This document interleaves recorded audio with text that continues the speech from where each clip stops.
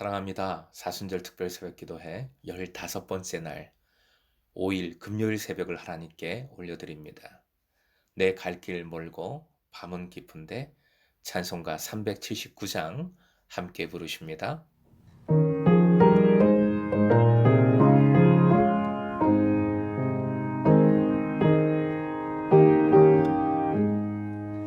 내 갈 길 멀고 밤은 깊은데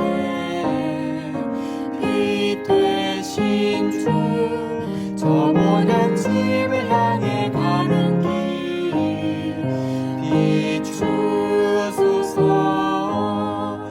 내 가는 길 다 알지 못하나 한 걸음씩 늘 인도하소서.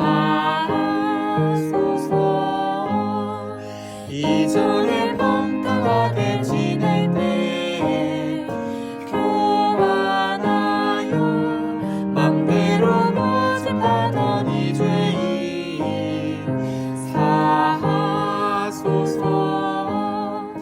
내 지은 죄 다 기억하시고 주 뜻대로 늘 주장하소서.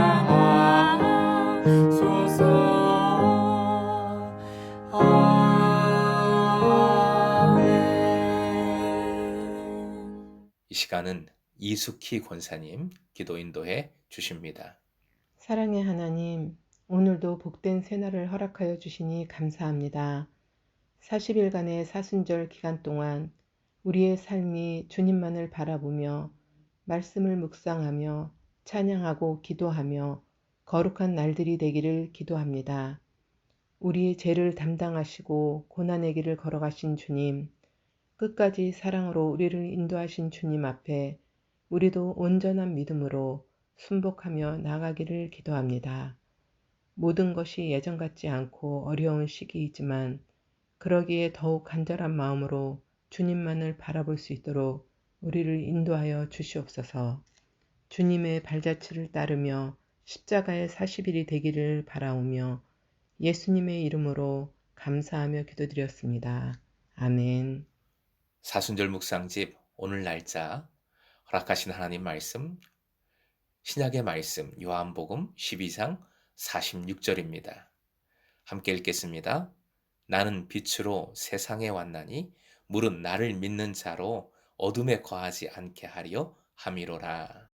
구약의 말씀 이사야 45장 5절에서 7절까지의 말씀입니다. 함께 읽겠습니다. 나는 여호와라 나 외에 다른 이가 없나니 나밖에 신이 없느니라. 너는 나를 알지 못하였을지라도 나는 내 띠를 동일 것이요 해 뜨는 곳에든지 지는 곳에든지 나밖에 다른 이가 없는 줄을 알게 하리라. 나는 여호와라 다른 이가 없느니라. 나는 빛도 짓고 어둠도 창조하며 나는 평안도 짓고 환란도 창조하나니 나는 여호와라 이 모든 일들을 행하는 자니라 하였노라. 오늘의 기도 제목 십자가를 붙들 때 어둠을 초월하여 빛이 충만한 삶을 살게 하소서. 십자가를 붙들 때 어둠을 초월하여 빛이 충만한 삶을 살게 하소서. 신앙에서 가장 큰 문제는 악의 문제, 고난의 문제입니다. 오늘 본문의 표현으로 하면 어둠의 문제이겠습니다. 어둠은 성경에서 고난 또는 죄악된 삶의 비유입니다. 하나님은 선하신데 어떻게 악이 생겼는가? 이러한 고전적인 질문에서부터 지금 현재의 어둠에 대하여 왜 하나님은 가만히 계시는가? 라는 실제적인 다급한 의문에까지 어둠의 문제는 참 어렵기만 합니다. 신학교 영성훈련 시간이 기억납니다. 기도 훈련할 때에 머릿속에 잡다한 생각이 나면 어떻게 하는가라는 질문을 선생님이, 교수님이 하셨습니다. 전부 뭘 어떻게 한다는 대답을 했는데 정답은 가만히 놔두는 것입니다. 그때 마침 똥파리 한 마리가 윙윙 소리를 내면서 방에 들어왔어요. 벽에 부딪히기도 하면서 요란스럽게 날아다녔습니다. 선생님은 잡다한 생각은 저 파리와 같은 것인데 가만히 놔두면 지가 알아서 나간다는 겁니다. 신기하게도 정말 진짜 파리가 쓱 나가버렸습니다. 조용해졌습니다. 선생님은 그것 보라고 하시며 가만히 놓아두면 알아서 사라진다는 것이지요. 그런데 괜히 그런 생각을 억지로 내보내려고 그 생각과 씨름을 하면 오히려 그 생각에 사로잡히게 되어 주님께 집중하지 못하고 결국 기도는 실패로 끝나게 된다는 겁니다. 구약의 말씀에 주님의 역사하심이 얼마나 오묘한지 신비로운지를 잘 선포하고 있습니다. 사실은 이 말씀 자체가 엄청난 충격이고 경악입니다.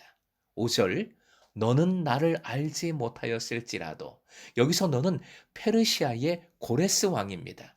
이방 나라와 그 왕을, 하나님을 알지도 못하는 자를 하나님께서는 이스라엘을 위하여 사용하신다는 겁니다. 그 사용의 방법도 나라, 백성 차원에서는 큰 고통입니다. 하나님의 말씀은 하나님의 역사하심이 어떤 것인지에 원리에 초점이 맞추어져 있습니다. 즉, 하나님 외에 다른 신은 없다는 것, 하나님을 알게 하시겠다는 것, 고레스도 하나님의 도구일 뿐입니다. 페르시아뿐만 아니라 고대에는 이원론적 사고가 극심했습니다. 빛은 무조건 좋고 어둠은 무조건 나쁜 겁니다. 사실 지금도 이런 생각을 우리는 많이 갖고 있습니다. 평안은 누려야 하지만 재앙은 절대적으로 없어야 하는 겁니다. 어둠은 무조건 나쁜 겁니다. 그런데 하나님께서는 놀라운 말씀을 선포하십니다. 7절 쉬운 번역으로 화면 보시고 함께요. 나는 빛도 만들고 어둠도 창조하며 평안도 주고 재앙도 일으킨다. 나 주가 이 모든 일을 한다. 이 문법을 완전히 초월해서 빛과 어둠, 평안과 재앙, 이 모든 것을 하나님께서 주관하신다 말씀하십니다. 이는 우리의 삶에 아주 중요한 깨달음을 줍니다. 좀 전에 말씀드린 예화처럼 우리는 어둠과 싸울 때가 많습니다.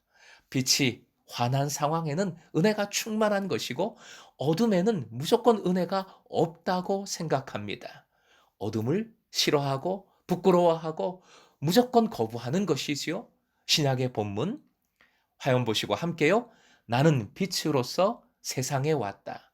그것은 나를 믿는 사람은 아무도 어둠 속에 머무르지 않도록 하려는 것이다. 이 말씀은 어둠이 없는 게 아닙니다. 사라진 것이 아닙니다. 묵상집에 적어드린 것처럼 예수께서는 짙은 어둠의 현장에 오셨습니다. 그 어둠의 현장에서 어둠을 일시에 다 물리치신 것이 아닙니다. 여전히 로마 지배하에 있었고 예수님 계셨어도 여전히 가난과 억압과 모든 사람들이 겪을 고통은 컸습니다. 그런데 그 어둠 속에서 주님은 빛이 되셨고 어둠에도 불구하고 빛된 삶을 살도록 빛을 비추어 주셨습니다. 지금 우리의 삶에도 이런저런 어둠이 있지요? 그 어둠을 무조건 거부하고 외면해서는 안 됩니다. 무조건 빛으로 가는 것만이 행복이고 승리라 여겨서도 안 됩니다. 하나님께서 어둠도 창조하심을 받아들이고 그 어둠 속에 임하실 주님을 기대하는 소망이 그리스도인의 진짜 믿음입니다. 어둠 속에서 빛으로 임하실 주님을 기대하고 기도할 때 어둠은 나를 성숙시키는 통로가 되고 주님의 뜻을 깨닫는 통로가 되고 심지어 감사의 어둠이 됩니다. 즉, 분명 어둠이 있는데 빛된 삶을 살아가는 겁니다. 이는 어둠과 빛을 아예 초월해서 주님만 의지하고 신뢰하는 믿음의 삶입니다. 사랑하는 금성의 제자 여러분, 어둠의 한가운데 빛으로 오신 주님을 기억하십시다. 전 세계를 뒤엎은 코로나의 어둠도 그래서 우리는 직시하며 변함없는 신뢰와 소망을 가져야 하겠습니다. 십자가는 인류 역사상 가장 짙은 어둠이었지만 예수 그리스도의 십자가는 빛으로 인도하는 주님의 능력이요 하나님의 신비로운 지혜인 줄 믿으시기 바랍니다. 여러 가지 어둠이 있지만 오늘도 믿음으로 어둠에 물들지 않는 삶, 어둠을 다스리는 주님의 능력을 덧입는 여러분 되시길 주님의 이름으로 축원드립니다.